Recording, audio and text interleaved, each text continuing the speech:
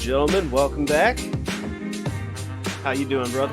We are getting stiff once again. It's been too long. Oh man, I'm hanging in there, man. It's I will say I am actually enjoying spacing these shows out a little more. Actually giving us time to really sink our teeth into some stuff, and I'm having fun doing this podcast again, man. It's pretty dope.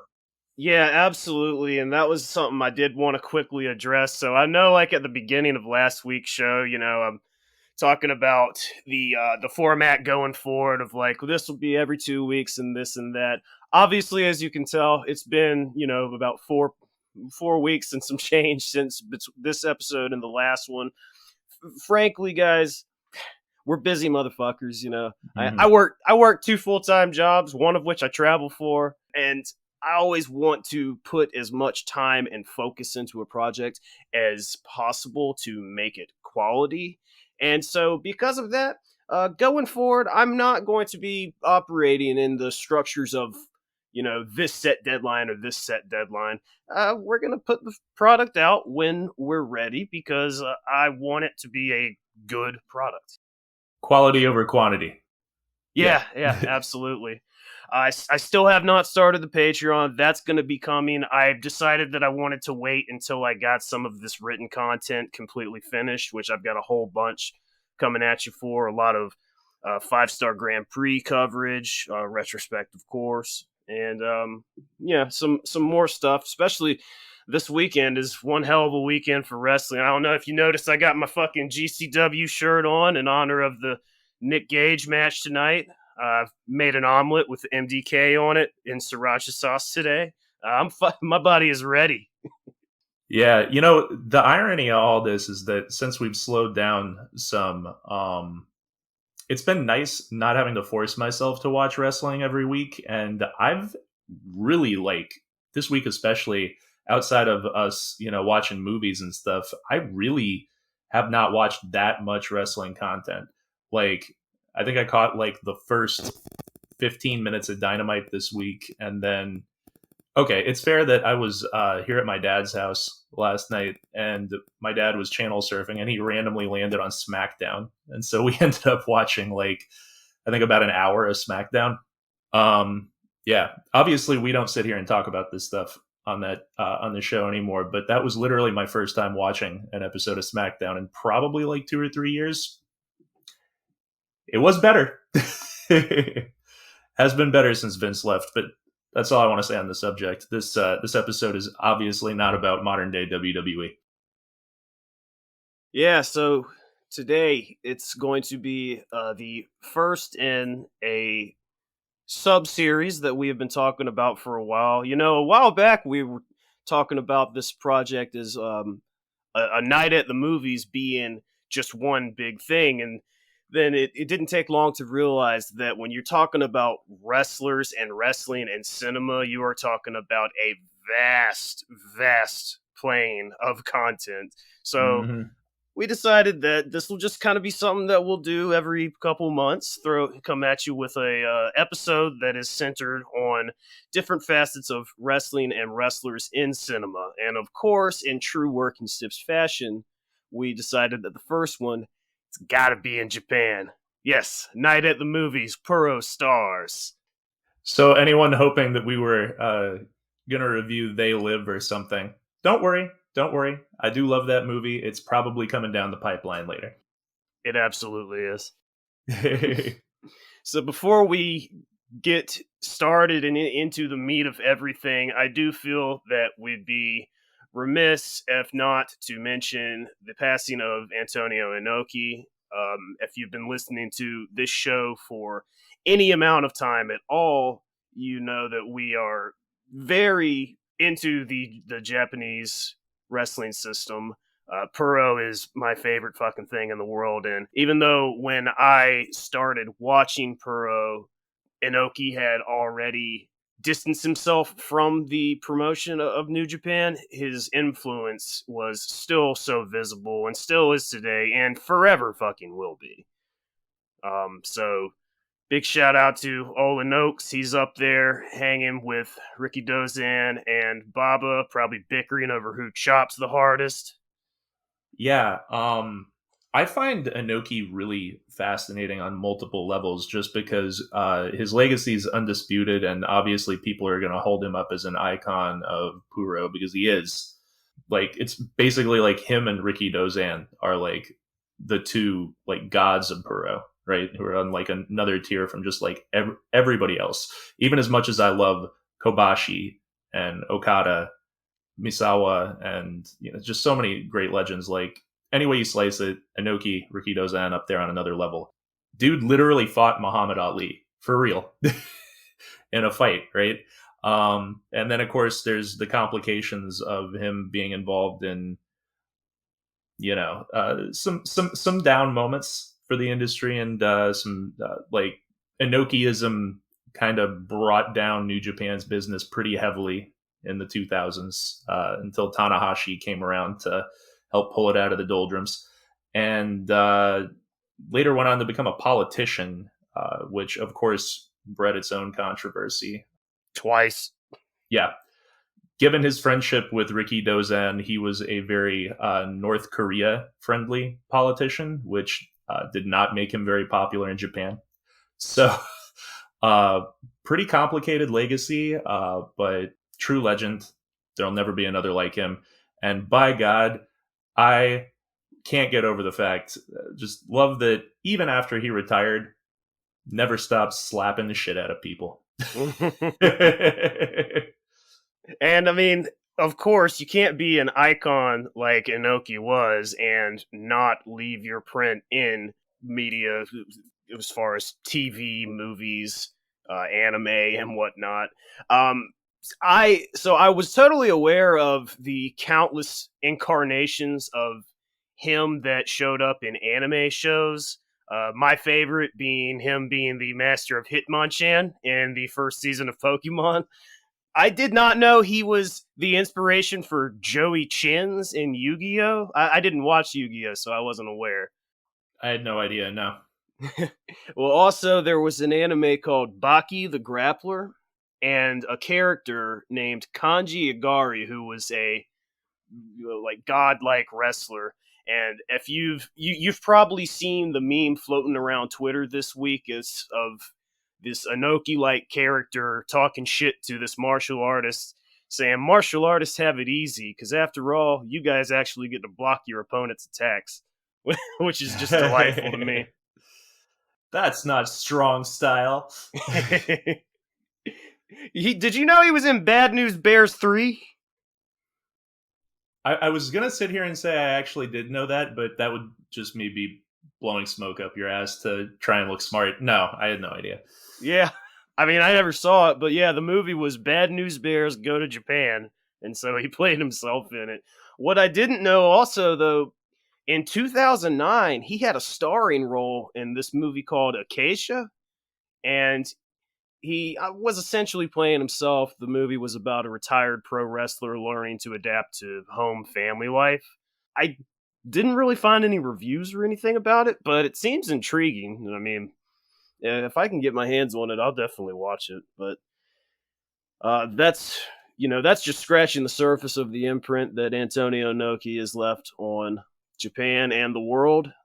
And so, with that, we give you our thanks, Mr. Inoki, and fly on. So, for this show, we are going to be focusing on 4 different movies that we have spent some time watching and learning about over the last 4 weeks.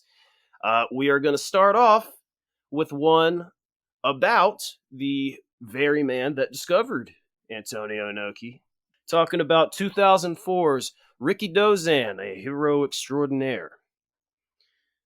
This movie, while it wasn't really a box office success, it actually won the guy Best Director and it got Best Cinematography at basically the equivalent of the Korean Academy Awards. Another thing that's interesting, and you could probably just guess by assumption, this was actually a Korean-made movie, but it was obviously based in Japan about Rikidozan and whatnot. So And it also kind of stands apart from the other movies that we're talking about today because it is presented as a historical biopic. We can get into the little nitpickiness about that coming up. But a whopping 2.5 hours, kind of fucking depressing at a lot of points. Well acted. I thought it was the acting was pretty on point. I thought. Yeah, this one was really interesting to me. This was the movie that I was actually most looking forward to watching out of all of these going into it as a pro wrestling fan and a pretty big like history geopolitical nerd. Man, I thought especially the early parts of this movie were really fascinating, just detailing a Korean immigrant trying to create a life as a sumo wrestler in not even post World War II. In the beginning, it starts like in the middle of World War II era Japan, which is crazy. And of course, I read about how much racism there was at the time towards Korean immigrants, and you really saw it in this movie. As far as his fellow sumo who were Japanese, knowing he was Korean and just beating the absolute piss out of him, treating him like garbage. Yet really heavy stuff. Really heavy stuff, especially focusing on, again, like wartime, World War II era. That scene where him and the girl he ends up falling in love with end up in like a bomb shelter, basically, is crazy stuff. This is essentially how they met. I think is the way they presented it. Yeah. Yeah. Who that girl? So her name's Aya, but the actress's name is Mika Nakatani. She was the lead role in both the original Ring movies. So I thought that was a cool. As a huge fan of the Ring, the entire Ring franchise, that was pretty cool to me. Mm-hmm. I really enjoyed this movie while I was watching it, although the pacing was a little weird in places. Like as far as like I said, me wanting to like follow the timeline and figure out when things were happening, it wasn't until like maybe about like 10 minutes after the fact that I suddenly realized, oh, we're not in the middle of World War II anymore. We're like into like post World War II. We've got to be like late 40s, early 50s at this point. And the jump just kind of like the movie, I feel like, didn't give you a good sense of how much time was passing. No, I agree. It didn't really do a good job at that, and I also think that there was a good bit that it glossed over. Not even talking about like historical happenings, but more so who these people were that he was wrapped up. Like they didn't really give you the idea that Mr. Kano, who is based on a real life figure, Shinsaku Nita, but they didn't really give you an idea that he was Yakuza until probably like a third into the movie. He was really kind of, at least the way that it was presented to me, it looked like he was just a sumo promoter. Right. And in real life, didn't like Rikidozan had all kinds of like entanglements with like the shadier parts of Japanese society as far as his promotions and business ownerships went, right? Oh, absolutely. So Rikidozan was actually a black marketeer before he even like got into the sumo stable, and it was through Shinsaku Nida, the guy that Mr. Kano was based on, that he was propped up within the sumo stable. And then even after he was kicked out of sumo, Nida still put money behind him because he saw dollar signs in it. And from what I understand, there was some reality to the relationship that they showed in this movie. This kind of very strained, almost paternal relationship between the two. Yeah, it was interesting to me because despite the fact that it seemed like they tried to do a portrayal of him, sort of painting him as this very strong but like damaged and in many ways like broken man, they show him drinking and freaking out so much in this movie. Oh, he was a fucking asshole in this movie, which, I mean, yeah. I don't mean to speak ill of the dead, but by all accounts I've read, Rikidozan was kind of a fucking asshole. Yeah, very hard to work with a lot of the time, too. But yeah, despite all of that, it's funny because while it seems like they nailed his temperament, in a sense they were still kind of looking at his life with through rose-colored glasses, right? Yeah, yeah. Which I expected. Yeah, yeah. I mean, when you're doing a biopic like this, especially for, like if you're doing a movie about Hitler or something, you expect them to look as bad as possible, right? But we're talking about the Puro legend, like the guy who made pro wrestling popular in Japan, right? So, of course, they're going to do what they can to try and venerate him. Yeah, but I don't think they went too overboard with that either. I thought it was generally a fair representation. Yeah, no, I think I agree with that. Yeah. I wasn't expecting them to be as heavy-handed and just again how much of a fucking asshole he was to a lot of people through a lot of his career. I mean, shit. Just ask Masahiko Kimura about that shit. So, well, this we'll get in now to the pretty nice little solid handful of actual wrestlers that were casted in this movie. Perhaps the most significant being old Masakazu Funaki playing the part of Masahiko Kimura, who, for some reason, the movie, at least the English subtitles, mistranslated it to Imura. I don't know if that's Hmm. actually a mistranslation or maybe Kimura's family didn't want them to use his name in the movie because there was bad blood between them Hmm. forever. But man, when you learn about Masahiko Kimura, you could make a fucking movie about this guy's life alone. Just incredible fucking figure in sports, regarded as the greatest fucking judoka of all time. This is the guy that the Kimura lock was named from, which he got that coined after he defeated Helio Gracie. Yes, that Gracie, the godfather of Gracie Jiu Jitsu, one of the most influential figures in combat sports in his own right. He won that match decisively under rules implemented specifically by Gracie, resulting in Gracie's arm getting broke not once, but twice. Like, Kimura didn't lose a judo match from 1936 to 1950. This guy was a fucking badass.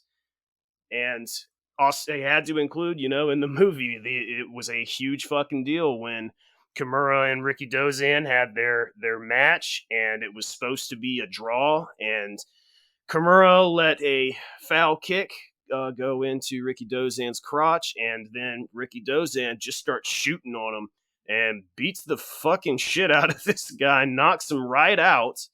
You can actually find the footage of this real match, and it's a sight to behold, man. Like, it took just a second, and Dozan was like, nope, you're going down. Just kicking him in the face, smacking him around, fucking chopping him in the neck. It was wild, and the scene that they did it in this movie, I thought was it was pretty cool. It was shot pretty well. Yeah, that's another thing that's kind of crazy to me about this movie is there were certain points in the movie, like where Rikidozan was backstage with the two American tag team champions talking to them prior to his fight with them later, where, they kind of made the clear inference of like, okay, these guys are working together, it's pre-planned, etc. But outside of just like a couple little things like this, I felt like the movie largely portrayed pro wrestling as though it was mostly real. I mean, I don't know. Did you get that impression? Not really, just because the way that I interpreted it was there was no kayfabe back then. Like, or okay, maybe the better way to say it is there was only kayfabe back then. It was only the Right. workers that knew that the shit was a work.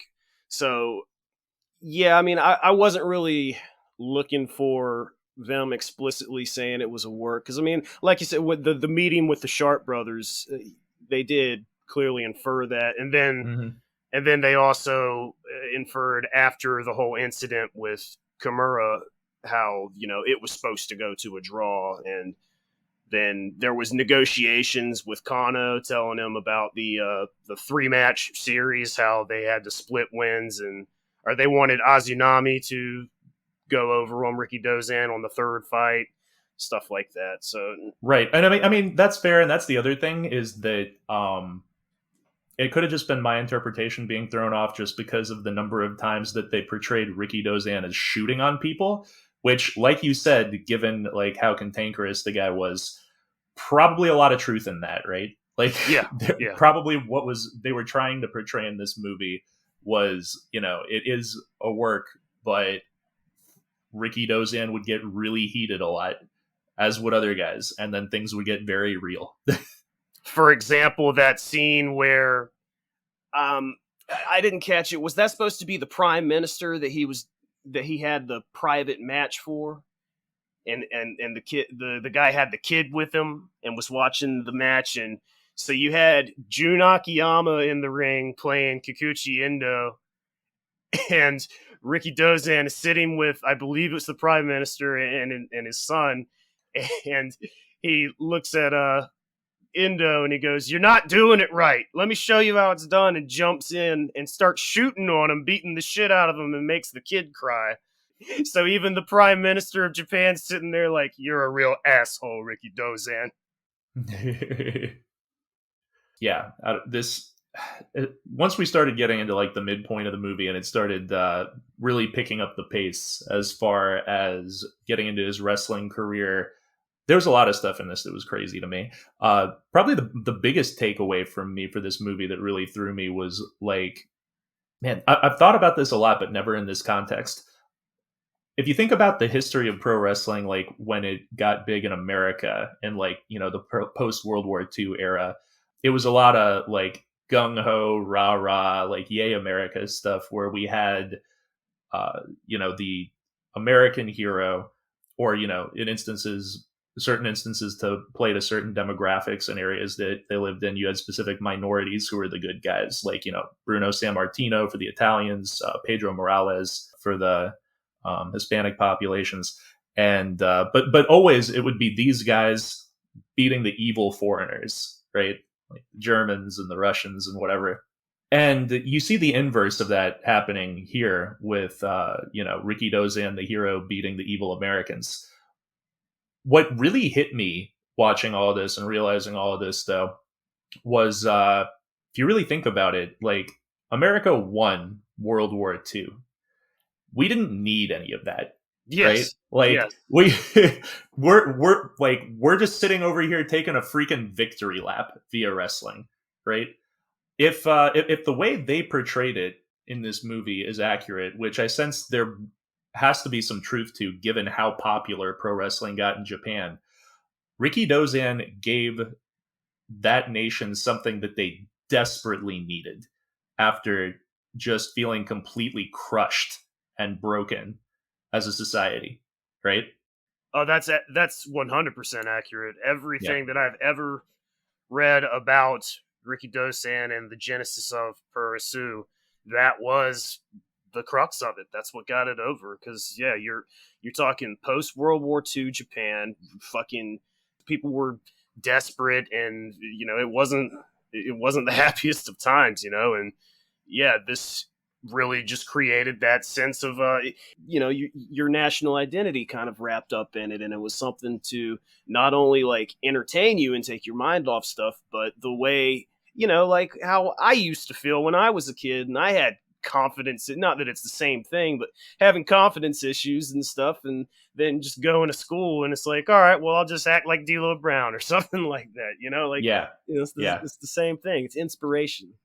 Yeah, just the historical difference is really interesting to me, right? Like up in that era, like America enjoyed pro wrestling. Japan needed pro wrestling. That's a good point. Yeah. I think my favorite cameo of the movie's got to be I know I talk shit on the man a lot, but Keiji Muto showing up as Harold Sakata, I'm sorry.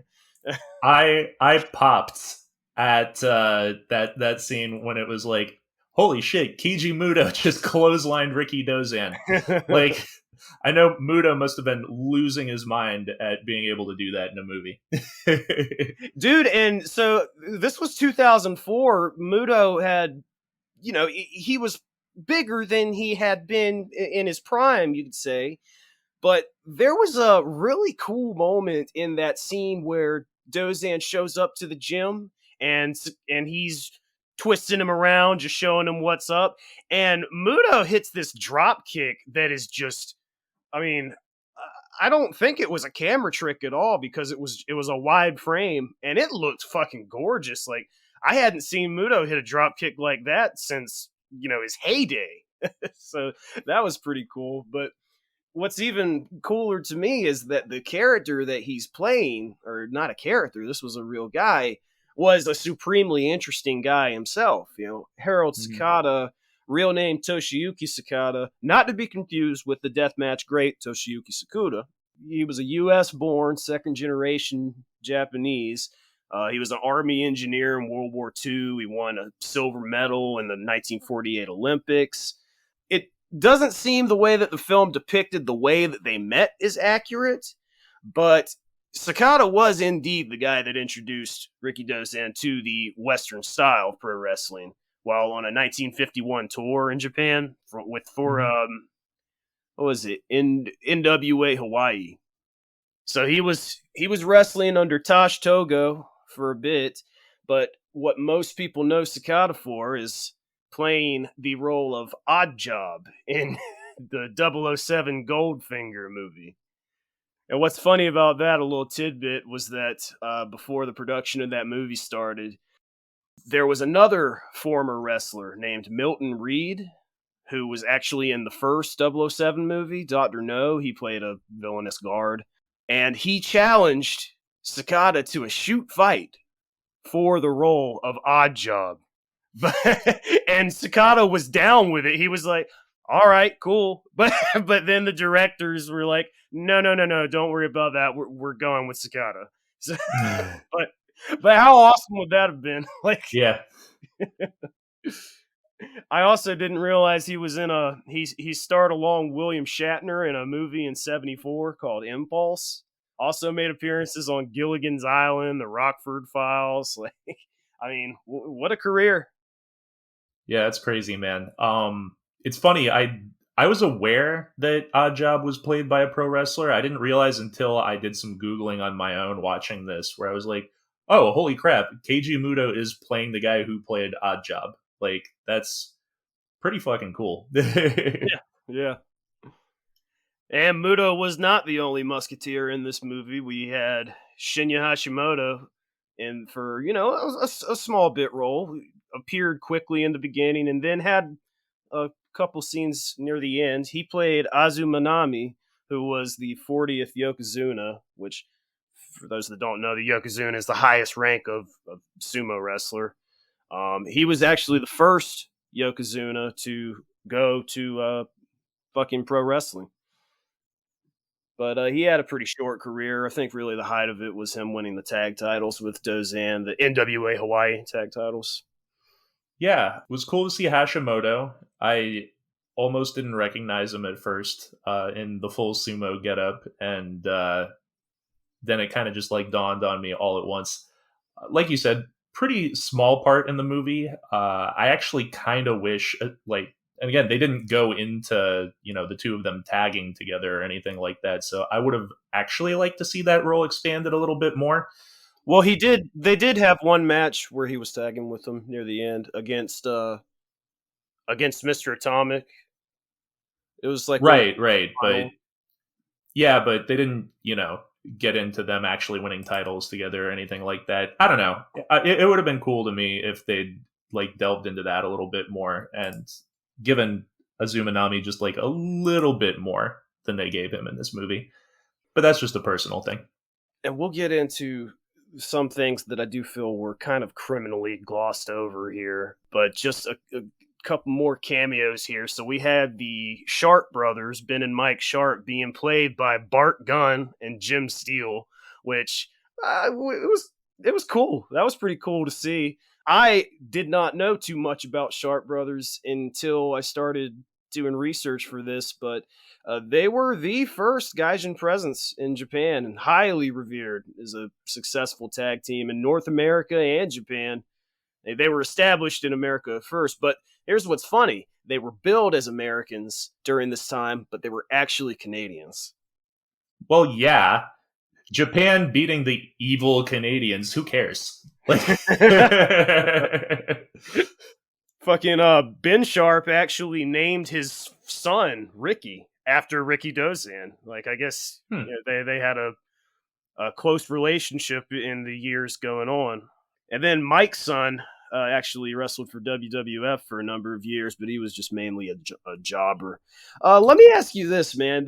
So in all of the credits I found, they said that Rick Steiner was playing Mr. Atomic, the masked wrestler. Mhm. But when I watched those scenes where it was Dozan and Azuminami against Atomic and whoever his partner was supposed to be, that guy looked skinny as shit. That didn't look like Rick Steiner. I'm almost certain that his partner was Rick Steiner. Did they just fuck up the credits somehow and never I have no idea. I thought that was strange too. I wasn't even really paying attention during all of that, looking out for like who was who in that particular match, especially the masked dude. So when you told me that it was supposedly Rick Steiner, that threw me for a freaking loop. I'm somewhat tempted to go by your explanation because holy crap, did that masked dude not look like Rick Steiner to me? Yeah, he looked just very small. Yeah. You know what? I'm sort of circling back real quick, but just something that I found very fascinating about Kimura that I didn't know. I hate to fucking throw this back in there, but I thought you might find this interesting. That guy started a promotion called the IPWF, which like there was an offshoot of JWA, and apparently, even though they got absorbed by the JWA, he's credited as having that promotion be instrumental in bringing the first lucha wrestlers to Japan, which, I mean, as we can see, resulted in, it probably made a bunch of waves because I would venture to say that Japanese wrestling and lucha have more of a bridge between them than with American wrestling, at least these days. Would you agree?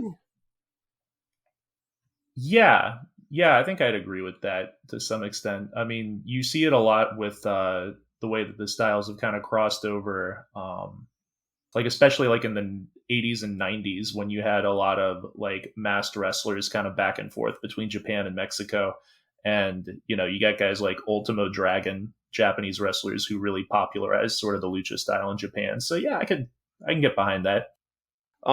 So something that I did feel a little weird about that they sort of glossed over. There was a couple of omissions that I thought were strange. So obviously they included Kim Il, who went under the ring name Kentaro Oki, who was a protege of Rikidozan at the very same time as Inoki and Baba, and they did not include any sort of depiction or even mention of Inoki or Baba, but he was coming up at the same time, training under Rikidozan, just as close as he was supposed to be. When Rikidozan was training Inoki and Baba, Kentaro was supposed to be number 3. They were all supposed to be the future of Puro, but really they only spent time establishing Kentaro. I mean, which is cool, but kind of weird to not throw in the 2 most well-known fucking names of your training regimen. Yeah, that is kind of a gripe with me too. Like the number of influential people that just got completely left out of this movie. It's funny though because at the same time, it's not that I didn't like the movie, but I did think the pacing was a little bit slow in places. I would have liked to see that, but at the same time, already at 2.5 hours, if adding all of that would have bumped it up to like 3 plus, probably a little much. It would have been nice to have some of that included and maybe sort of like speed up the pacing of the movie in certain places, I thought. Yeah.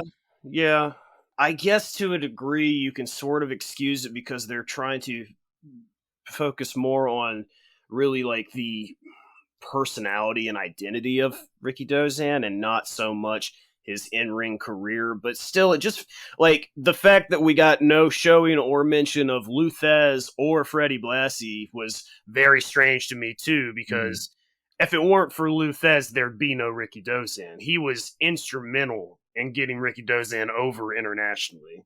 And Freddie Blassie, you could argue, was Rikidozan's greatest rival ever. Unless you Yeah. want to go with Dick Beyer, but I mean, I would say Freddie Blassie. But you're talking about literally in 1958, 87% of Japan watched Ricky fight Luthez for the NWA National Heavyweight title. That's crazy. That's insane, bro. Yeah.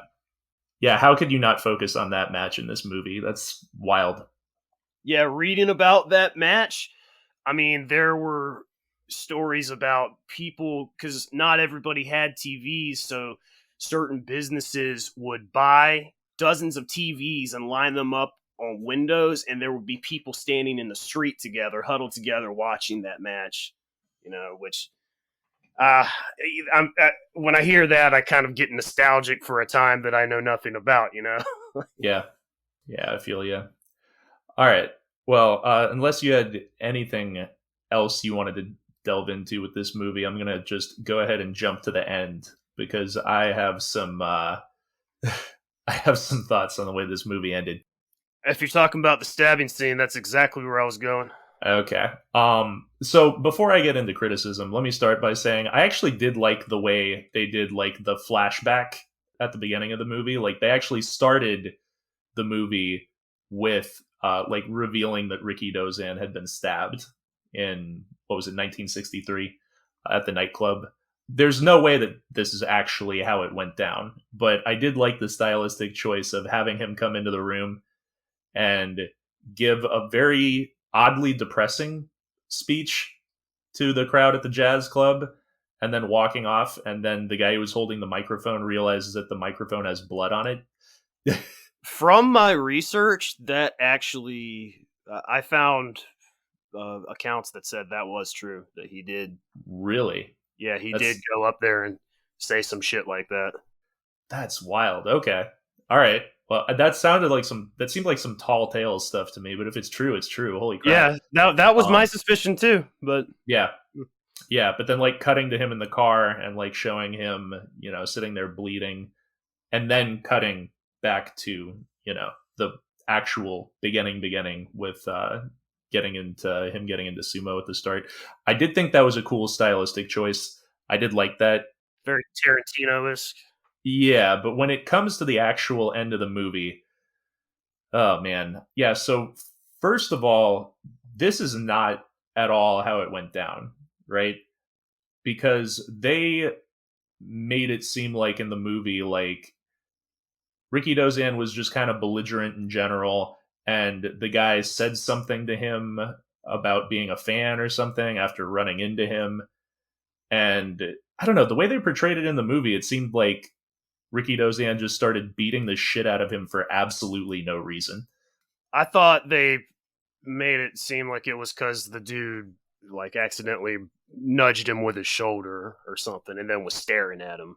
Which in real life it was over because he stepped on Rikidozan's shoe.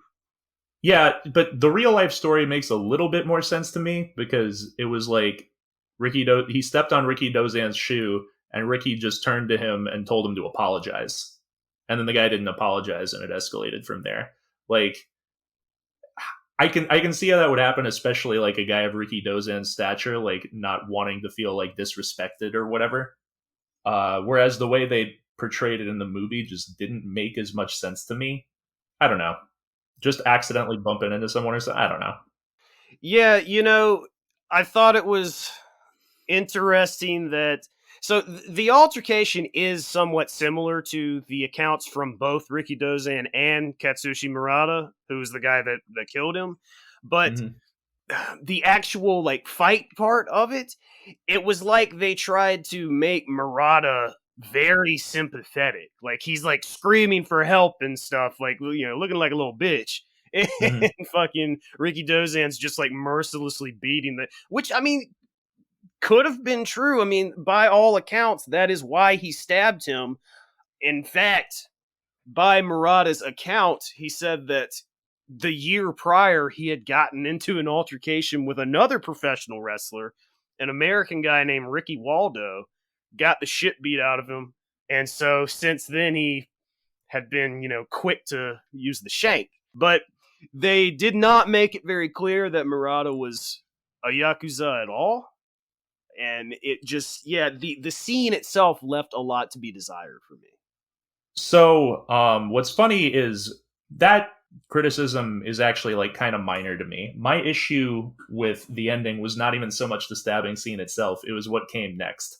Because you had that big dramatic scene with Rikidozan getting stabbed, and then from there, it just cut to him recovering from the stabbing and staring wistfully out a window and, saying some stuff. And then the ending of the movie was then just cutting to text that just informs you that Rikidozan died of an infection or whatever, shortly thereafter, and then credits. And it's like, really? There was a scene after that, but there was? Yeah, it was a flashback of him with Aya while walking in the cherry blossom garden and taking a picture. But I mean, it wasn't important. But okay, no, I do remember that now.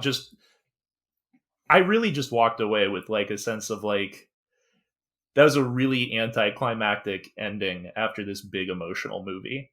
You're not gonna show us people crying at his funeral or any kind of eulogy or statement about how much he meant to the country or whatever. Just give us something other than, and then he died. Well, you gotta. I did not like the ending. I did not like the ending. I think you got to take into account that Rikidozan's death was pretty fucking anticlimactic in itself. I mean, if he had just died that night, it would have been a bit more dramatic. But what happened was, and this is a detail that I really wish they fucking included in the movie, because this is fucking true. The hilarious fact that Rikidozan had his people take him to a gynecology office to tend to the wound because he knew a doctor there and knew it'd be easier to keep from the public. I was fingers crossed, please include this detail. It's too, you can't make this shit up. But what happened was he got the surgery and then started fucking drinking and popping pills again right when he got home against the doctor's orders. That's why he died, and it was a week later. So I don't think there's really any sort of climatic way that you can put that as the ending without adding another fucking 15 minutes to it, I don't know. I still pretty strongly feel that this is a slightly fictionalized historical drama. Drama it up a little, Oh yeah.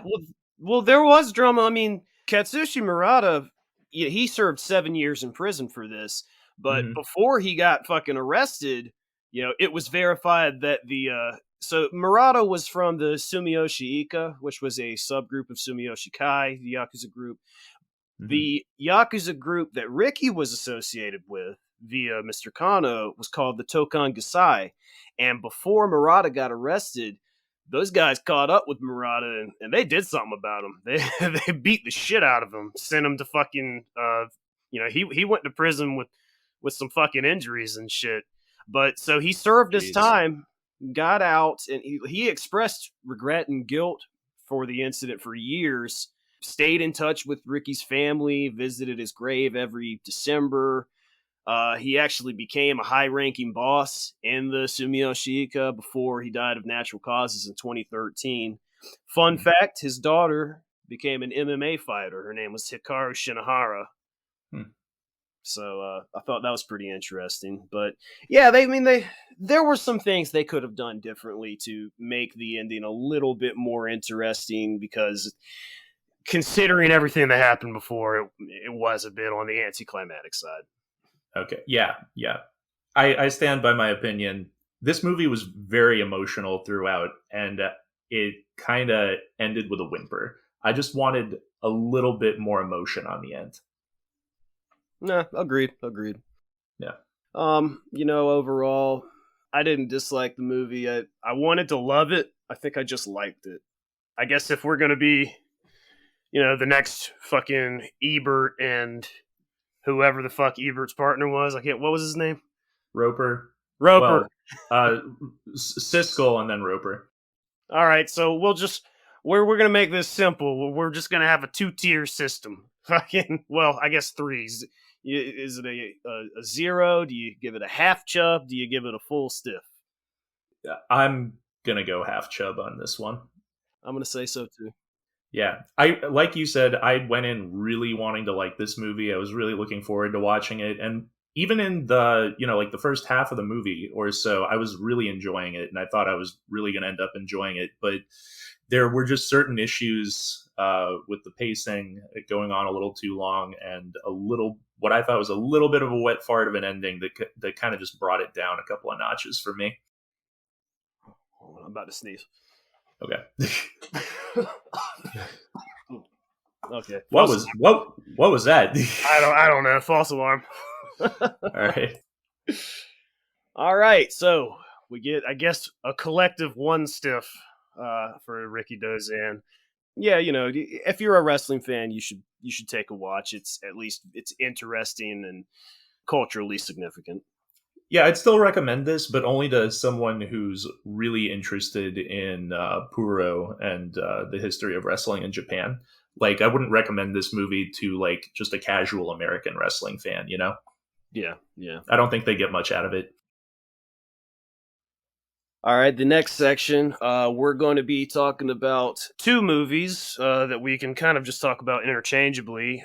They are both directed by the same director, Minoru Kawasaki, who it might be my fucking favorite director ever now. I don't think I told you this. Just the other day, I ordered every other movie he's ever directed. So in a few days, I will own the entire Minoru Kawasaki collection. All right, then. We are going to be talking about 2004's The Calamari Wrestler and 2016's Daikaiju Mono. Two just absolutely wild rides.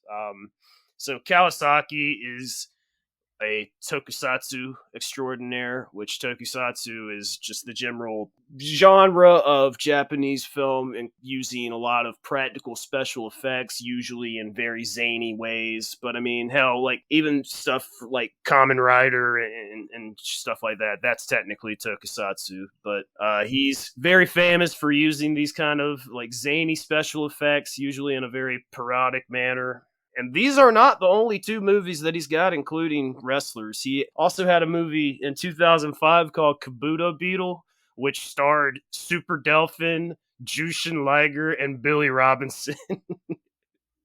And not only that, but that character was made by Go Nagai, and the in-ring, they used it as an in-ring character in Osaka Pro for years.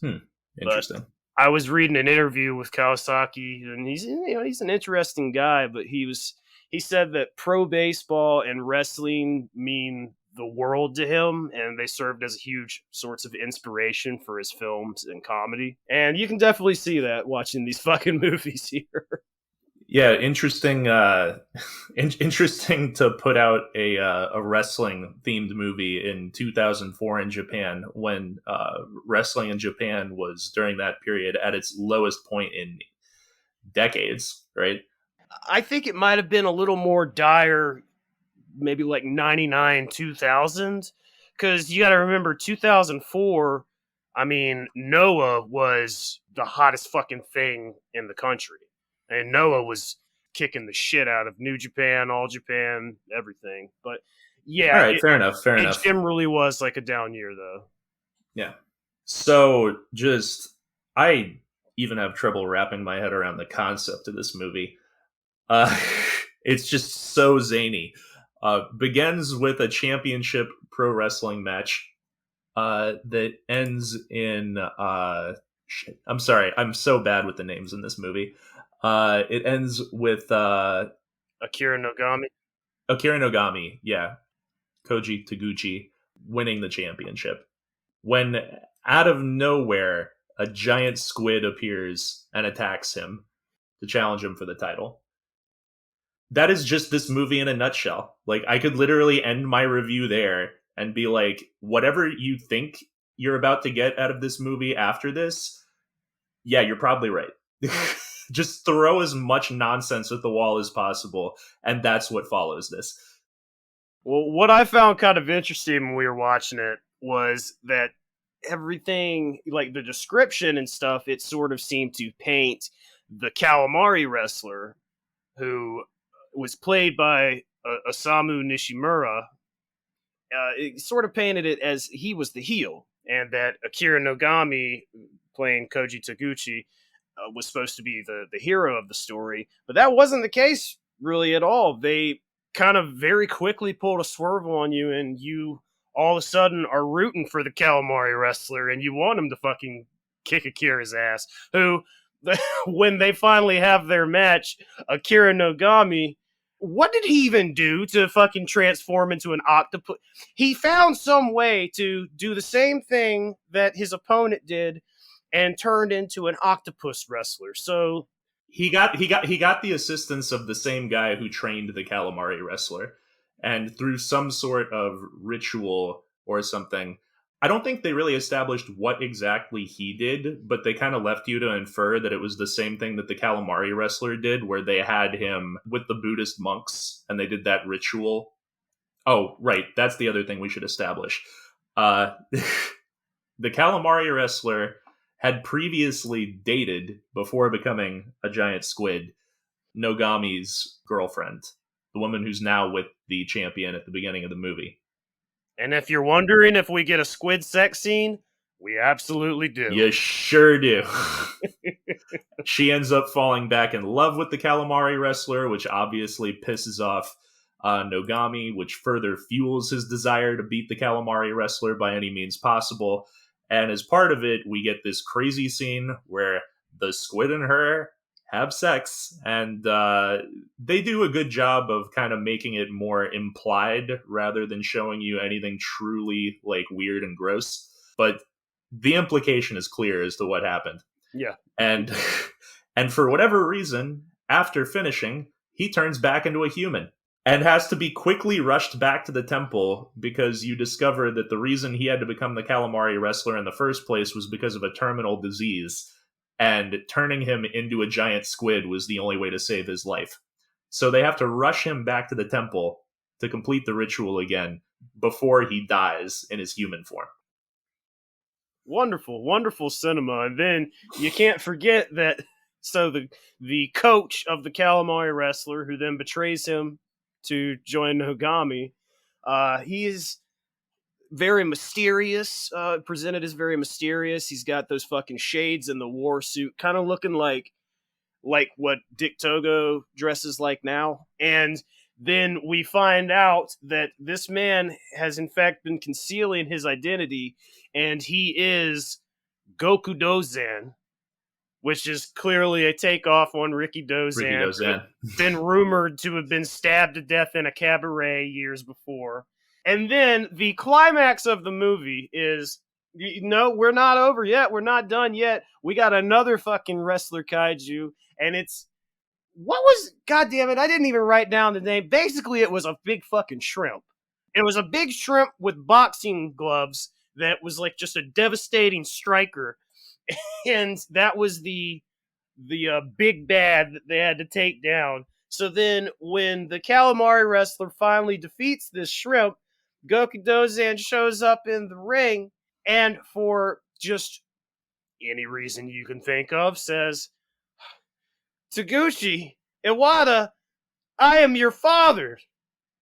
It turns out he's their father, they're brothers, nobody knew, they all hug.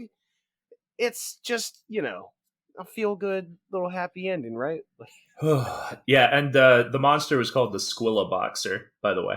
Squilla Boxer, that's right. Which, actually, out of all the monsters, he was the more kind of badass one. He was, quick punches and shit. But ultimately foiled after having his limbs ripped off.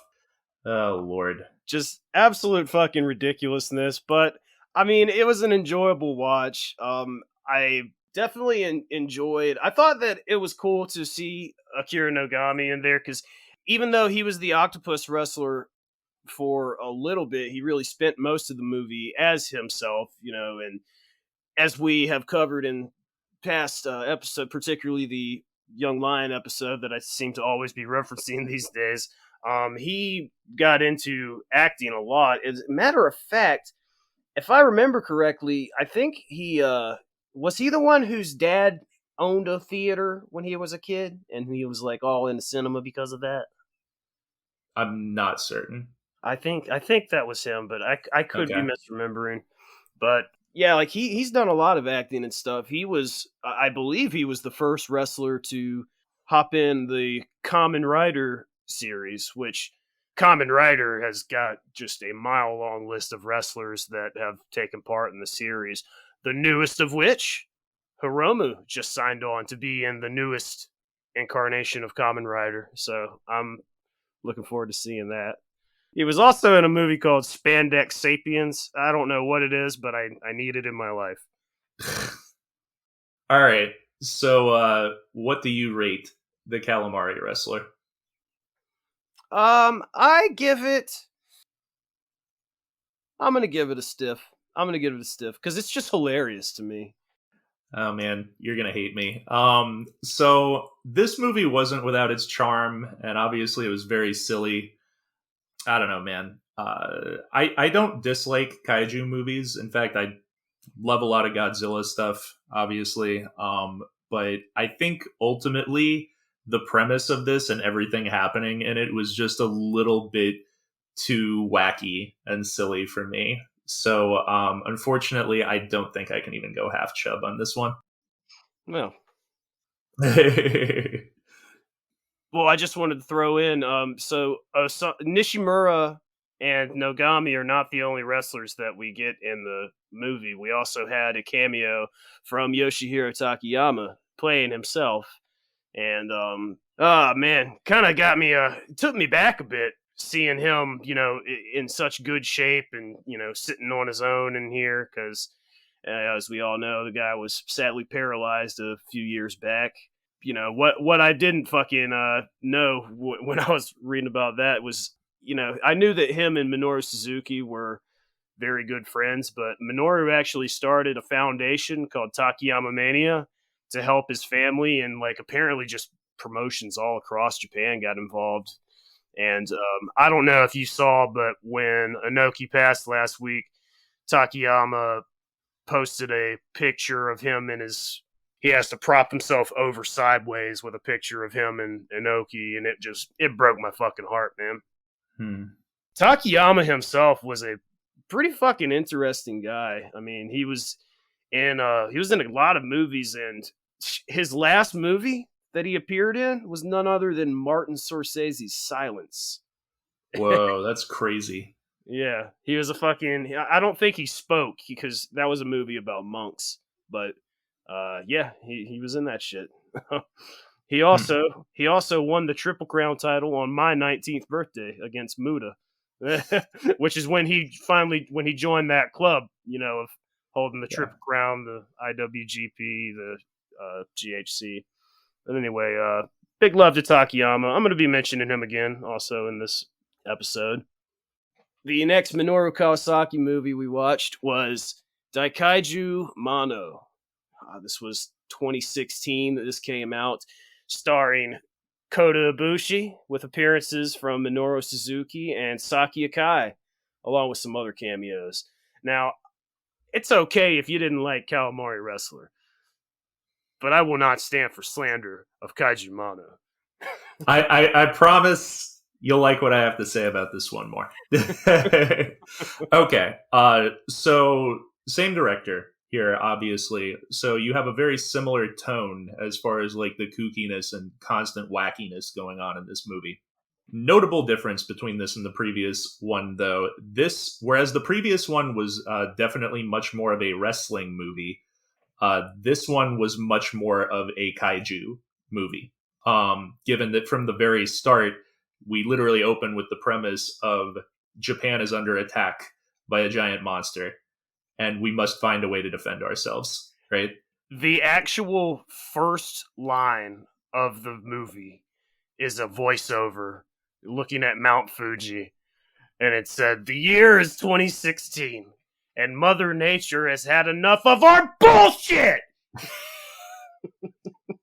Um, One thing that becomes very obvious in this movie straight from the get-go is interestingly, like, even more than Calamari Wrestler, this felt much more like a comedy.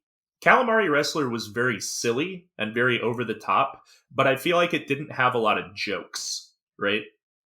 Yeah, that there was I think they relied more on subtext in Calamari Wrestler, whereas Kaiju Mono, it's just slapstick and one-liners, just one after another after another. Which is a big part of why I enjoyed this movie more, because like I thought the comedy was great.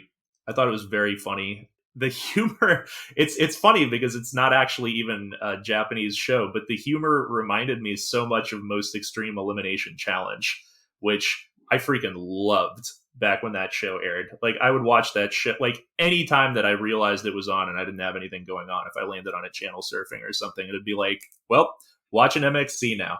MXC Marathon, guess I'm not going anywhere for a while. And like the humor in this was that level of ridiculous.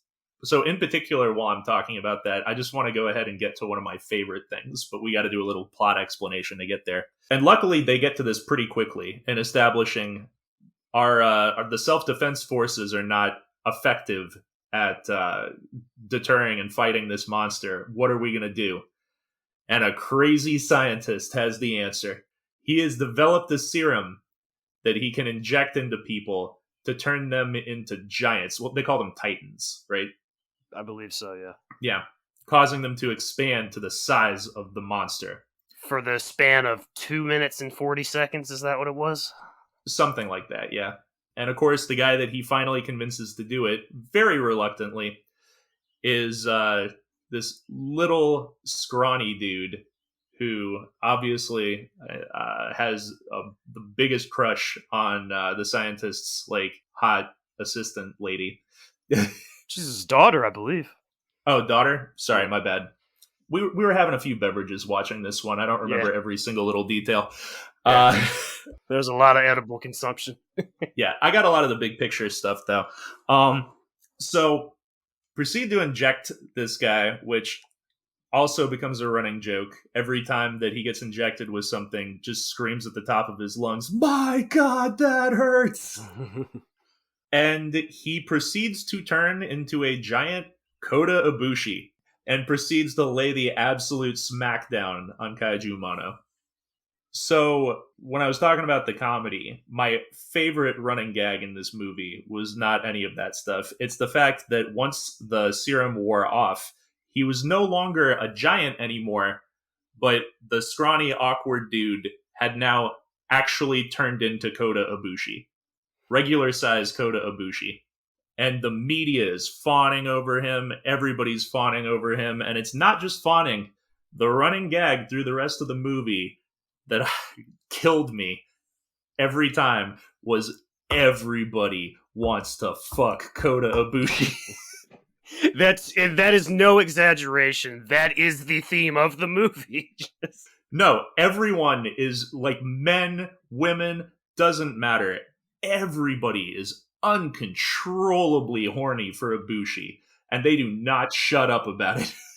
There's a cameo of Sanshiro Takagi sitting there, and he's like supposed to be some sort of analyst, and he's supposed to be talking about like the physical capabilities of Kota Ibushi. Hideto Nita is the name of the character, but then he just ends up distracting himself talking about Kota's briefs. And he's just like, it's a really amazing set of briefs. I've never seen such elasticity before. I mean, those have got to be the best briefs in the world. Just goes on for longer than I've ever heard somebody talk about just a pair of underwear. It's fucking... It's that kind of humor all throughout. So then the Kaiju Mono, even though he's getting his ass kicked, he keeps coming back, mainly because this serum that makes Kota a Titan only lasts for, I think it was 2 minutes and 40 seconds, so he can't finish the Kaiju off. So the way that they fucking find the workaround for that is that they modify the serum to where it will turn Ibushi into something bigger and stronger and perhaps more sinister. And what is that? Well, it's Minoru Suzuki, fucking murder grandpa in the goddamn flesh, coming out to lay the goddamn smackdown on this fucking kaiju. And I mean, he like he does all of his signature stuff. He does the gotch style pile driver on him. He takes a fucking radio tower from a building and starts stabbing the kaiju in the throat with it. Doing all of the trademark Suzuki faces. It was lovely. Glorious stuff. Yeah, that's pretty much it. There's more stuff that happens throughout, but this is not a super complex plot. This is literally monster shows up, scientist creates giant sexy titan. Everyone in Japan is very horny for giant sexy titan. Several more battles happen. Sexy titan loses. We need stronger titan. Minoru Suzuki kills everything. And Fiend. We also had a pretty nice little sub character played by Saki Akai. She played Special Agent Scorpio. Her fake name was Lisa. And I actually thought she did a good job for, what this movie was. Up until, reading about, because I wanted to see how much work she had done in acting before. Because, she was a model and shit before she got into DDT. But I didn't know her dad was a fucking former boxer, a professional boxer, and is still an actor. His name is Hidekazu Akai. Neat. This was her first like movie gig, but after this she went on to do a lot of stuff in the sci-fi genre. Particularly, she was a star in Lady Ninja Blue Shadow, which seems to have gotten pretty good reviews in the Japanese market. But at this time, she was only 5 years into her wrestling career. Like, Neo Bushikigun was in its very early phases at this time. So, But you know where fucking Kota Ibushi was at the time of this movie's release? In WWE, competing in the Cruiserweight Classic.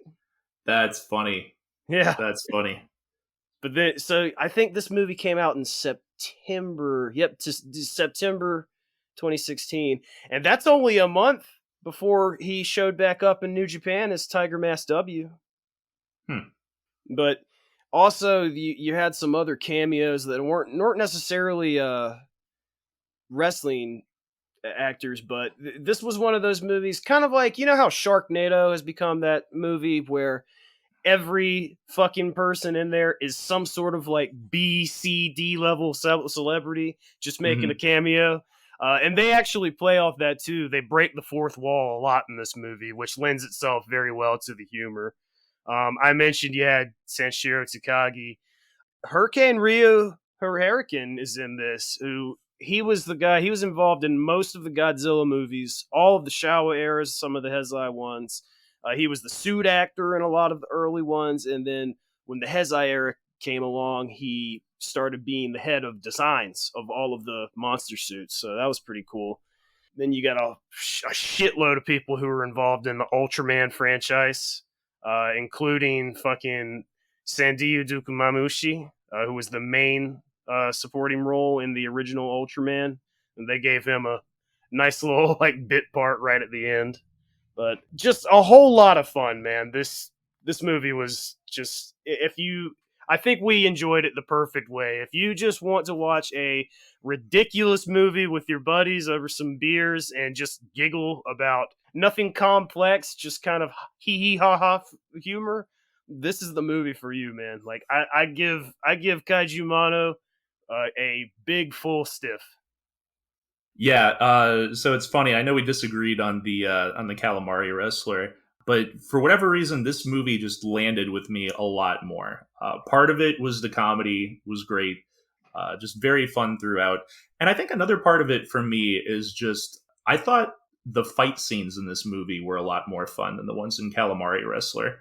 The ones in Calamari Wrestler, there was just like a lot of like messing around with like the prop arms or whatever, and I was kind of just like, all right, can we get to the finish? I thought there was a lot of flash and substance in the fight scenes in this movie that really put it over the top for me. So again, two movies that are very similar in tone, but I enjoyed this one a lot more. I'm gonna go full chub on this one. I had a blast watching Kaiju Mono. Yeah, speaking of the fight scenes, I mean, the first one that we see of Kota fighting the kaiju, he I mean, he's going all out. He pulls a fucking Phoenix Splash on the motherfucker. Yeah, they weren't pulling no punches there. Fun stuff. No, it was a lot more. And admittedly, there's probably some bias on my part just because I'm getting to see a monster movie with Kota Ibushi and Minoru Suzuki whooping ass. Not as much of an emotional connection to the guys who are in the Calamari Wrestler, I can't lie. Real quick before we move on, I would be sad if we glossed over the fact that the scientist has an affinity for dressing up like Sailor Moon, and that's where he gets God, I forgot about that. That's where he gets his inspiration for. My favorite line in the whole movie is he walks in trying to mess with the serum, and he's dressed as Sailor Moon, and his daughter's like, "Why do you have to do that?" And he goes, "These are my science clothes." So ridiculous. Oh my god. All right, and the final movie that we watched, not to jump ahead, but personally my favorite of the four, 2018's My Dad is a Heel Wrestler, starring Hiroshi Tanahashi, and including quite a lot of New Japan wrestlers at the time. Fucking Taguchi had a pretty central role in the movie. We had Okada playing the role of Dragon George, which is just a hilarious name for a fucking Japanese wrestler. Togi Makabe playing Sweet Gorilla Mariyama. And then we had a bunch of other cameos that we'll get to here. But why don't you break down a little synopsis for us? Okay. So, it's interesting because Tanahashi's character, he's sort of effectively the lead in this. And the narrative is driven by the fact that he is a former top guy in pro wrestling. But since getting a little bit older, wearing down more, getting a pretty bad knee injury, he's now turned into a lower card act who they have put a mask on, and he's now Cockroach Man. And he is part of a heel lower card tag team along with, it was like Blue Bottle Man or something. Yeah, Blue Bottle Mask. It's weird. Which was weird because in all the written stuff, it was just Fly Mask. But Taguchi's tights had flies on it, but then also said Blue Bottle. It was strange. Yeah, very odd. I don't know what that means, but maybe someone with more knowledge of Japanese could explain what that means to us. I don't know. Anyway, and Blue Bottle Mask was played by Ryusuke Taguchi. The Gooch! Yep. And quick aside, it was very funny to me that Tanahashi and Taguchi are playing these very departure from their real life characters, whereas pretty much all the other New Japan guys in this movie, despite having different names, are basically just playing themselves. Anyway, quick aside, while that is what drives the narrative, is the fact that he's now kind of struggling with the fact that he used to be a big star and now he's washed up, and Dragon George, played by Okada, is now the top guy in the promotion. That's actually not the main message or the main focus of this movie, because something else that Tanahashi is now is a family man, has a wife and a son. And while we describe Tanahashi as the lead, really the main character of this movie is his son. Whom he's so embarrassed by the fact that he's now this, masked evil wrestler, that he hides from his son entirely what he does for a living. Just won't tell him. And his son obviously lives a pretty normal childhood, goes to school, has friends there, but gets increasingly concerned about what's going on with his dad and why he's keeping it from him. So one day he decides to sneakily follow his dad to work after having his friends question him and press him on what his dad does, with one of his friends making the implication that he's some kind of gangster and that's why he won't tell anyone. So when he follows him to work and sees him hanging out with these big, mean, muscular-looking dudes, he fears the worst. Oh no. My dad really is some kind of gangster. Sneaks in and suddenly finds himself completely surrounded by wrestlers. Fantastic scene. I love Yeah, that scene. terrified. And, the wrestlers are just kind of looking at this little kid like, what are you doing here? And just end up intimidating the hell out of him without doing anything to try to be intimidating. Just sort of confused as to why this little kid is suddenly in the locker room. Goes sprinting away from them and finds himself out in the middle of the wrestling show, confused as to what's going on. When a classmate of his recognizes him and invites him to join her and her dad in the crowd watching the match. And of course, the match that's happening, the match that when he first comes out is, it's Ishii and Goto. Ishii and Goto, yeah. But then after he joins her, of course, who's in the next match? Cockroach Man. Against Dragon George, right? Yep. So he ends up, of course, joining the crowd and vociferously booing him and asking him why he would do such terrible things. And then Cockroach Man looks into the audience and makes eye contact with his son. And for both of them, the terrible realization hits all at once.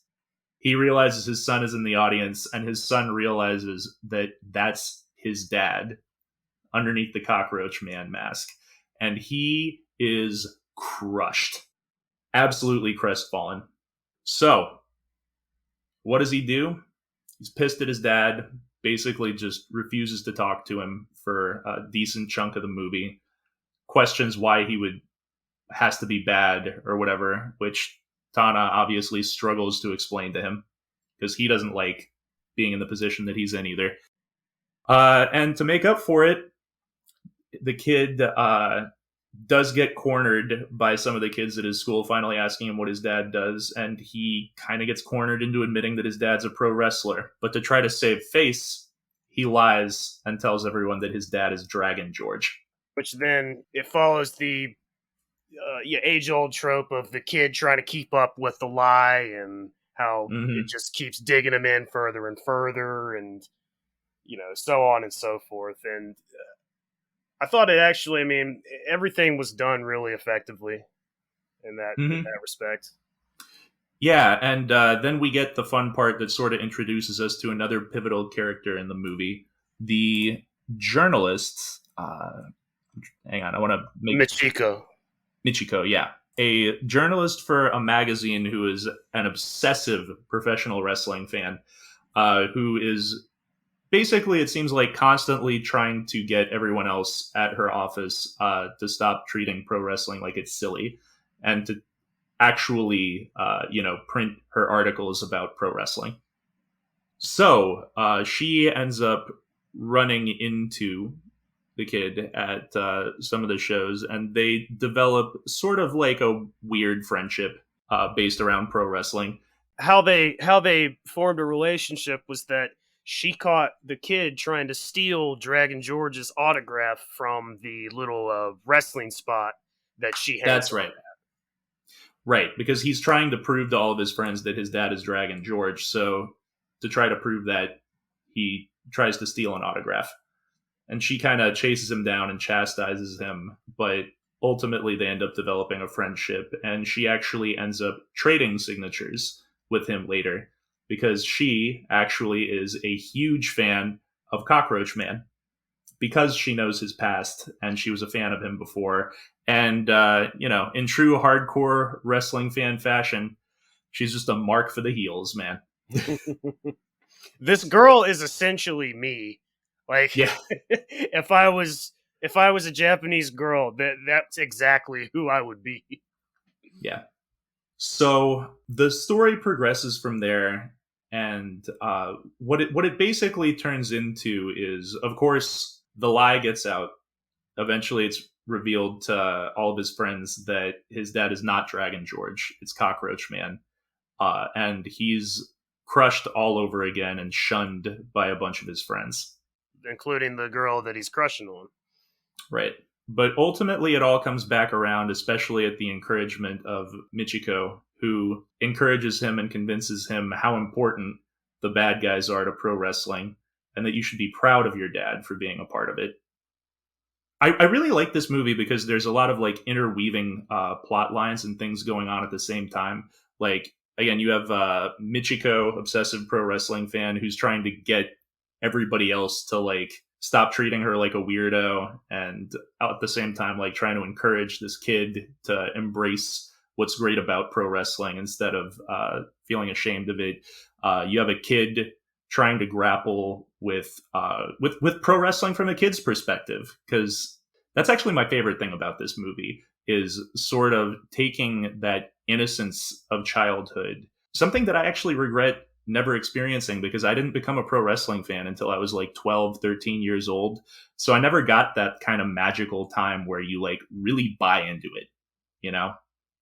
I agree. I really think that is one of the most effective devices that this movie used. Like you said, it presents it to you. It doesn't try to tell you that wrestling is a shoot. It just curiously, like, it omits the reality of it because it's given it to you as the perception from a kid who is just wrapped up in the fucking, the surreality of it all. Right.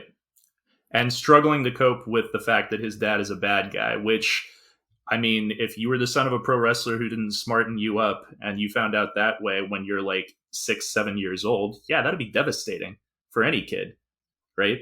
I really loved that part of the story. And at the same time, you have the other narrative of Tanahashi himself, who is in the twilight of his career and just very sad at what it's all become, and now has this extra sadness of, he just wants his son to love and respect him. Which sends him on this mission to try to really mount a real comeback and, play with the idea of coming back as a babyface and just try to show his son, a semblance of what he used to be, and Yeah. how he's like, I used to be the fucking man. Which was a really great part of the movie when in a match, in a tournament match, they call it the Z1, their take on the G1, which thankfully, unlike the G1, they did not have it be like a multi-round, long-ass tournament. For simplicity's sake, for the movie's narrative, they just kept it to a single elimination tournament, which was a good decision. Much easier to follow. Yeah, in a tournament match, he actually goes into business for himself, confusing and angering everyone backstage. He removes his mask in the middle of the match and basically turns babyface in defeating, it was Makabe, right? Sweet Gorilla Moriyama? Yes. Yeah. Yeah. Again, to the confusion of everyone, including his tag team partner, which then leads to them going backstage and, Blue Bottle Mask, like, shoving him, kicking him, just absolutely pissed off with him for basically doing something that's going to harm his career, right? And the owner of the company also proceeds to berate him, and he fires him. So, of course, then we get into sort of the emotional climax of the movie from there, where we've hit the maximum moment of sadness for everyone. Tanahashi's out of a job. His son is despondent with everything. And Michiko is also just crushed that her favorite, the Cockroach Man, is now not even just not in the tournament, but not in the company. And then Salvation comes knocking. When Dragon George himself, in a press conference, says that he wants to fight the former Cockroach Man, but not Cockroach Man. He wants the original. He wants the legend. Takashi Omura. Yep. And then, of course, we have the big, satisfying conclusion of the movie where, the only thing I'm not sure I cared for is that he did wrestle the match as Cockroach Man. I think there was value in that. You think? I thought it would have been more impactful if he had just ditched the gimmick entirely and just come back as, the man. Well, so I don't know if you caught it. Right before the match, Tanahashi is sitting in his room and he's got all of the old magazines of him when he was a top guy, and his wife comes up to him and they have an exchange, and she said something to the effect of, Shota doesn't want to cheer for the guy that you used to be. Shota wants to cheer for his dad now, or he wants to cheer Mm. for the dad he has now. I guess that's a fair point. I think it. I didn't think about it as much until just now, but I think you are right that like the impact doesn't work quite the same because the ultimate message that they're trying to get across is like, his son actually embracing him for who he is and not who he was. Yeah, and I think Yeah. the Okay. Yeah, you're right. You're right. That makes sense. I think the biggest underlying message in that device, and I think they drove it home on multiple fronts through Michiko and Shota, and even with the little girl near the end. Again, just reinforcing the importance of heels, reinforcing the importance of you've got to have a bad guy, or else this product would be boring as shit. And the final line of the movie is this kid just saying, "No, this is my dad's job." That's really just kind of what wraps it together. I think one of my favorite things that happened in this movie too was near the end. So it comes out obviously that his dad is not Dragon George, that it is Cockroach Mask, and the girl that he's crushing on, that he's been going to all of these shows with, she's like, she's angry with him. She's like, I hate you. You're a liar, And then near the end of the movie, when they reconcile, she completely flips the switch and she's like, I wasn't mad at you that your dad is Cockroach Mask. That's amazing in itself. You could have just told me that. I was mad because you lied, Yep.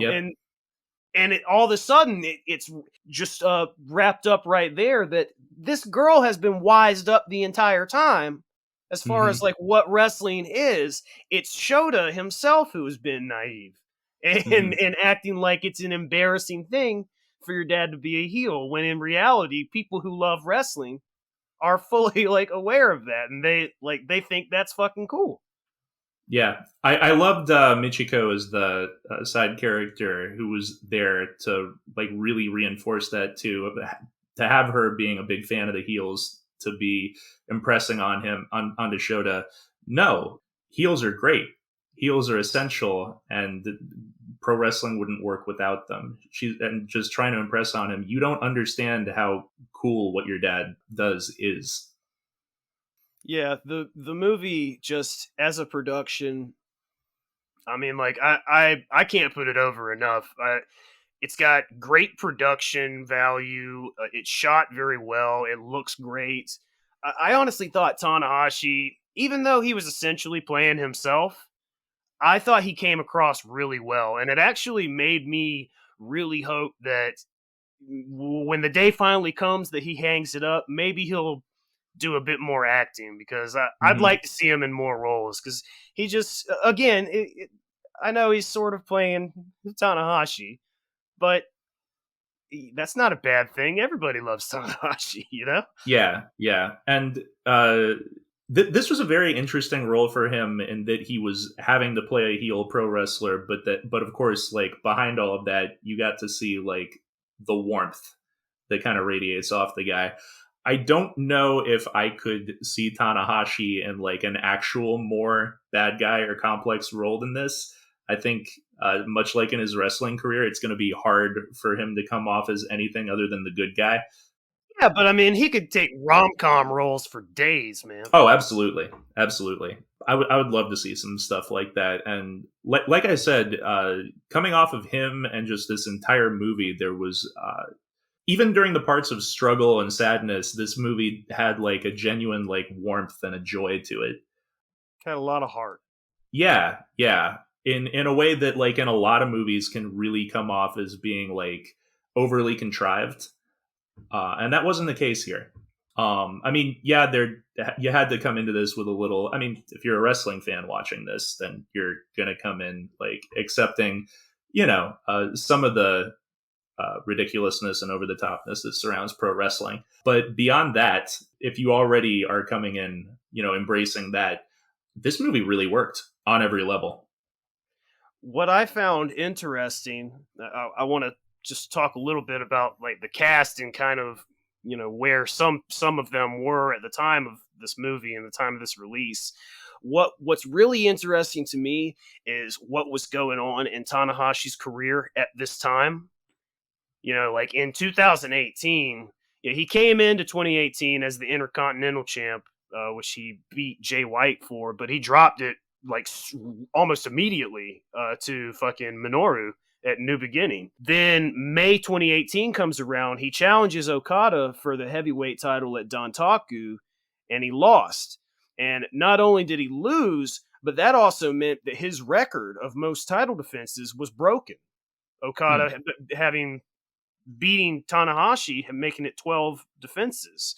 So then the G1 rolls around and Tanahashi ends up winning the G1 that year. And that's right when this movie came out. I think this movie came out around September of 2018. So Tana goes and he wins the G1. Then he defends the contract against Jay White and Okada, then goes on to beat Omega at Wrestle Kingdom 13 with the following January. That's when he broke the record of being the 8-time champ.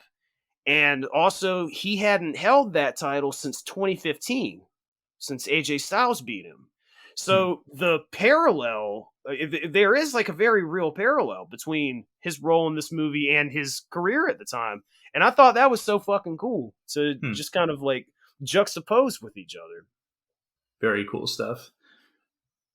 Some other little interesting bits about wrestlers that were included in here. So we had Togi Makabe, who, you know, it wasn't a terribly significant role, but, you know, he had some matches and stuff. I looked into maybe if he had done any more other film work, and what I found was mighty interesting. So in 2016, he actually appeared alongside Tanahashi as well in this production of this franchise called Garo, and the shit was called Asura. And apparently they were both like main characters in that. But what really cracked me up was that same year there was an animated movie called Doraemon, Nobita and the Birth of Japan. And these two voiced some minor characters, but the biggest takeaway for me was they also provided vocals for the closing song, which is called the Untaka Dance. And there is a live action video of this shit of Togi Makabe and Tanahashi looking like they're dressed like the Flintstones, fucking singing this fucking song with a bunch of people like dressed as dinosaurs and shit. It's the most ridiculous shit I've ever seen. It's fantastic. It's stupidly awesome. But we got a whole lot of cameos in here.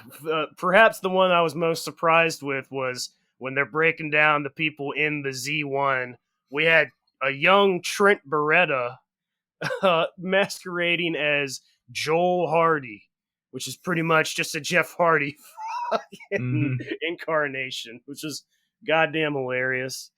We had a quick little cameo from Naito and Hiromu just as themselves, and they were both fairly hot at this time too. He had to get in one tranquilo. Yeah, it was so elementary. Yeah, like 15 seconds of screen time just so Naito can be like, tranquilo. After I think the kid runs out and bumps into him. Yeah, when the girl, she was running out of the bar and almost knocks him over. Oh, Michiko. Yeah, sorry. It was her. Yeah. That's right. But I was just kind of looking at what they were doing at the time, and Trent had quite a fucking 2018. As far as, dude, he was in all sorts of promotions. He had matches against Jonathan Gresham and Beyond Wrestling, Alex Reynolds and CZW.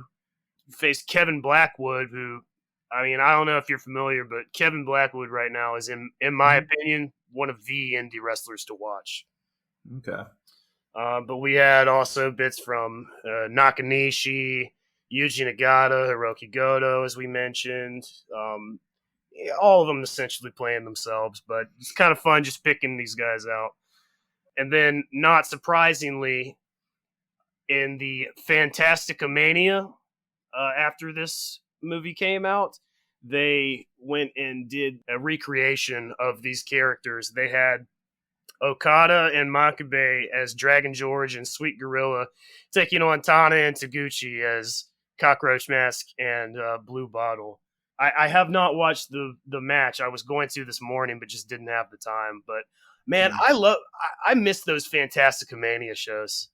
I hope they start doing those again soon now that travel's opening up again, because I know they rely heavily on the lucha workers for those. But yeah, just wanted to throw that detail in. I thought it was cool.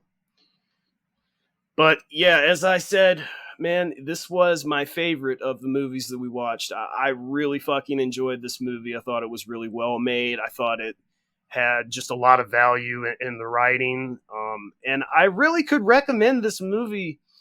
You could watch this with anyone, even if somebody's not particularly a wrestling fan. Like this, it's a family friendly movie. I think that anybody could watch this movie and get some value out of it. I give it one whole stiff. Yeah, I'm gonna agree with that assessment entirely. I had loads of fun watching this movie. Really enjoyed it. And the only thing I'll disagree with you on is I wouldn't necessarily recommend this movie to anyone. I wouldn't recommend it to people who actively dislike wrestling. Well, those aren't people. Outside of that, anybody with an open mind about it, I think, would genuinely enjoy this movie. Like we said, a lot of heart. So yeah, I'm going fully stiff on this one. 2 stiffs to the sky for my dad is a heel wrestler. Yeah, a lot of fun watching this shit. So before we get out of here, I just wanted to throw in some more little like bit parts and stuff that I discovered of different productions that I just found interesting.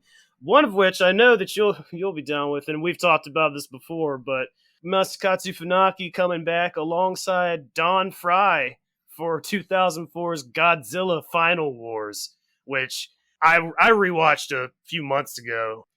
Funaki's part you could easily miss, but Fry was like he was a main character in that movie. You know what's funny is I don't think I've seen that movie in like over a decade. I think I watched it with my buddies in like 2009, 2010 or something, but I remember loving that movie. My memory is really hazy, though. All I really remember is that it almost felt like some sort of weird combination of like a Godzilla movie and Power Rangers or something. Like there was so much like wacky hand-to-hand combat and like special weapons and nonsense. I definitely remember it was loads of fun, though. Yeah, I mean, that one was fun just because of the amount of different kaiju that they included in it.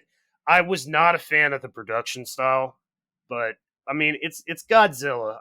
I'll watch pretty much any Godzilla movie except for Son of Godzilla. That movie sucks. There was a movie that I actually went and got my hands on and watched the other night, Cromartie High, which is actually based on a manga and anime series. It's just about juvenile delinquents running a high school. But it was starring Yoshihiro Takayama, and he actually had a pretty big part in it too. But Shinya Hashimoto was also in this movie. His name was Hustle King. I actually found too that Shinya was also of the same year in a movie called Oh My Zombie Mermaid, which just sounds wonderful to me, and I need that in my life. In what is probably the worst named movie of all time, 1982's Forced Vengeance. This is a Chuck Norris movie. we God. We had Seiji Sakaguchi, and he was in a small role, but he was in the final showdown. And I mean, how many wrestlers can say they fought Chuck Norris? Fucking Seiji Sakaguchi being, of course, the father of DDT's Yukio Sakaguchi, big fucking judoka legend, going back ways, man. He debuted in JWA in the fucking 70s. He retired in 90, but was doing some work with New Japan when they came about, just kind of promotional work. And then, of course, I got to get some Joshi stuff in. Wouldn't be a shop show if you didn't throw some Joshi in there. At least sprinkle a little bit in. So this is kind of funny. I know that I had it written like this when I sent you my notes, that I was under the impression that this production that I was remembering was John Wick 3, where some people from TJPW showed up in a scene. It was not. It was the I don't know how I confused it, but it was the CBS show SWAT. You ever seen that show? Mm-mm. It started in 2020. They're looking for some sort of suspect. They come into this club that has a wrestling ring in Japan, and it's got Miyu Yamashita, Shoko Nakajima, and Mina Shirakawa fucking in there. This was this was right before Mina jumped ship to Stardom, but you get to see Miyu Yamashita beat some cops up, which just warms my heart. That sounds awesome. Yeah, I mean it's a quick scene, like 40 seconds, but it's very clearly them. Hikaru Shida, she was an actress first before she got into wrestling, and in fact, I actually did not know this, and I found this pretty fascinating. The reason that she got into wrestling was after starring in a movie in 2009 called Three Count, which she was alongside Tsukasa Fujimoto, who at the time was in her idol group as well. And after filming this movie, her and Tsukasa decided they were going to take a career in wrestling. And I mean, you're looking at two of the fucking greats today in Shida and Fujimoto. Also, Emi Sakura, Kyoko Inouye, and Yoshiki Tamura also appeared in this movie. Very quick bit parts, but of course, Shida's done a whole lot of other like stage stage production. She's in the Makai production, which is very cool. She was in a movie called Robo Geisha, which sounds awesome. I found this little fucking mini series. There are 3 little like 45-minute movies, kaiju movies called Monster Commando, and it's Monster Commando Y, M, and H, and each one is starring a different fucking Joshi. Mayumi Ozaki is in one, Cutie Suzuki is in Y, and then Hikari Fukuoka in H, which I thought was kind of cool because they all came out at the same time, and Mayumi Ozaki and Cutie Suzuki were like career rivals. They were fucking always at each other's throats. So, but yeah, it's just exactly what it sounds like. Fucking Joshi wrestlers fighting kaiju in space and shit. It's fucking hilarious. A lot of kaiju crossover here. Did you ever watch Gamera? I know you like Godzilla. No, I haven't seen Gamera. Here's the thing with me, man. I am like notoriously bad at actually watching movies, even if I've like gone out of my way to seek them out. I own a copy of Godzilla vs. Mechagodzilla that I've had for like 2 or 3 years now, and I've never watched it. Well, that's like one of the best ones. That's why I bought it, but I keep forgetting to watch it. I keep getting sidetracked with other stuff. Have you actually never seen it? I've never seen it, no. I own a copy of it, never seen it. Dude, okay, look, this isn't going to be a spoiler or anything. I mean, it's a kaiju movie, whatever. But I do... one of my absolute favorite moments in cinema ever is in that movie. Because, obviously, you've got Mechagodzilla wrecking shit. Godzilla can't fucking stand to him. He needs help. So they have to summon this other kaiju named King Caesar. And so the entire movie is building up to them fucking like trying to get this motherfucker out here to help Godzilla. And so they finally do. And then it's like a wide frame and you see all 3 of them. And it's like, it's a triple threat now. And fucking, no, it's a handicap match now. Godzilla and Caesar going at Mechagodzilla, and all of a sudden Mechagodzilla just starts wrecking the shit out of both of them, just like fuck, just fucking them both up. It's beautiful. It's like just pure pro wrestling booking in a fucking kaiju movie. I love it. Hell yeah. And I also found this movie from 1984 called Tokyo Pop. It's an American movie, but it follows a girl who travels to Japan to find herself and ends up joining this Japanese punk band, but had an appearance from Bull Nakano playing a wrestler.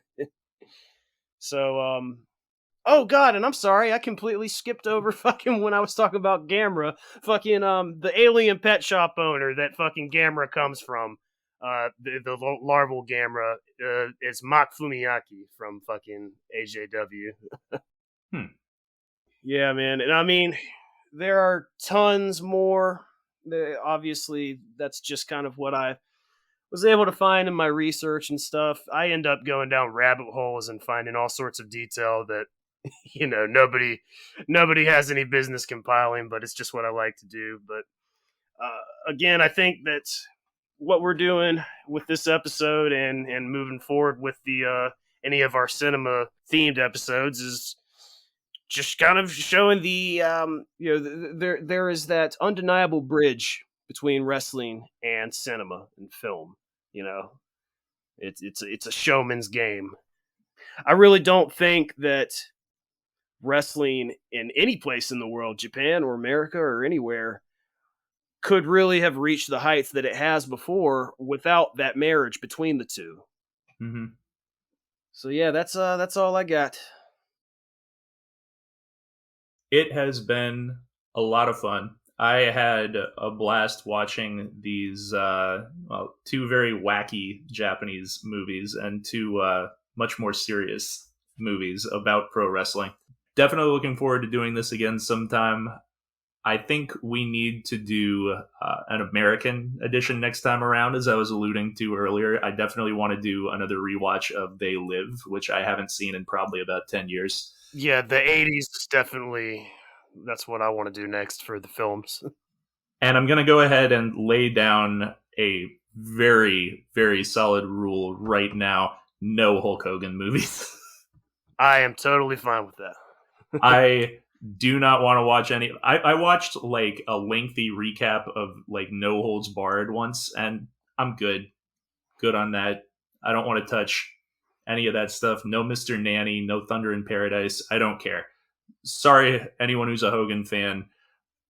His movies are terrible, and I do not want to watch them for this. I don't think we've ever covered Hogan in any fucking medium on this show, and I'd like to keep it that way. Sweet. All right, we're on the same page. Anyway, yeah, we'll dig up some cool movies with some American or North American wrestlers, and we should definitely do this again in a couple of months or so. Yeah, for sure. This was a blast. We will announce the subject of the next episode here pretty soon. We've got a pretty good idea of what it is. We're just trying to kind of zero in on the level of succinctness that we really want to go in on, but it's going to be a big old meaty one too, so get ready for that. Once we have it narrowed down, I'm very much looking forward to it. It's going to be fun. And any more other content and whatnot coming out, I'll just have to announce on through Twitter. Follow us at Stiffs Podcast. I'm starting to get the hang of this bullshit. I really fucking hate goddamn social media and stuff, but I mean, you can't really be a podcast without being active on Twitter. So now mainly I'm just using it to like live tweet shows that I watch and shit. Did a lot of Stardom, did some GCW. I will be live tweeting the GCW show tonight. It is very well likely to be Nick Gage's final match. And boy, it's going to be a big fucking emotional doozy. But all right, I think that's going to do it for today. I had a lot of fun with y'all, as always. So for Shaf, this is Brady. We're signing off, and we will stiff you later.